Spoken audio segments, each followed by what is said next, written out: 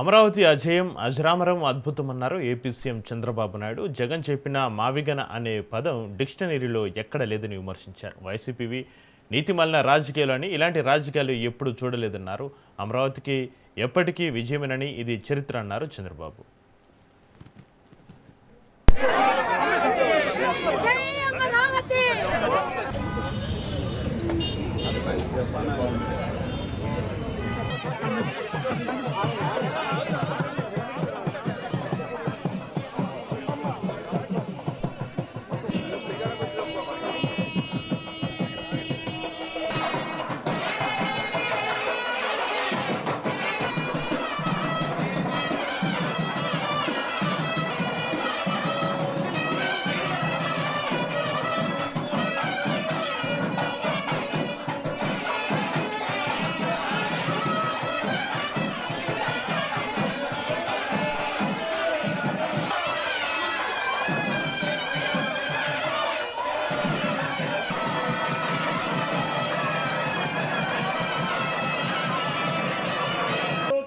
సిద్ధిరస్తు లక్ష్మీ ప్రసన్నిరస్తు విజయానస్య వంశాభివృద్ధి. చిన్న request sir, మీరు అనంతరం కొండకొచ్చి ఒకసారి కొబ్బరికాయ కొట్టండి సార్, మా కోరిక సార్.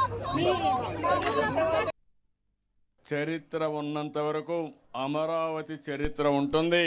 ఆ చరిత్ర ఉన్నంత వరకు రైతుల చరిత్ర అమరావతి చరిత్రలో శాశ్వతంగా మిగులుతుందని చెప్పి కూడా నేను మీకు తెలియజేస్తున్నా. విధ్వంసకారులు అనేక కుట్రలను దాటుకుని అమరావతిని గెలిపించుకున్నాం.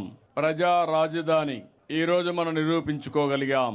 ఈ సందర్భంగా అమరావతి రైతులకు, రాష్ట్ర ప్రజలందరికీ అభినందనలు, శుభాభినందనలు.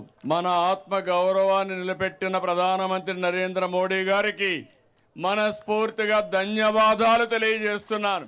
కేంద్రంలో ఒకరిని కాదు, అందరూ సపోర్ట్ చేసే పరిస్థితికి వచ్చారు. ఈరోజు సాక్షాత్ పార్లమెంటు ఒక పార్టీ కాదు, ఎన్డీఏ పార్ట్నర్సే కాకుండా దేశంలో ఉండే అన్ని రాజకీయ పార్టీలు అండగా అమరావతికి నిలబడ్డారంటే అది చరిత్ర. కానీ ఒకే ఒక పార్టీ, దిక్కుమాలిన పార్టీ, ఏమనాలో తెలియదు, వాళ్ళని మనం చూసాం.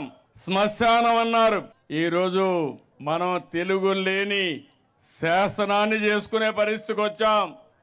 నేను ఎప్పుడూ చెప్పాను, 3 ముక్కలాట చాలా సులభం అనుకున్నారు.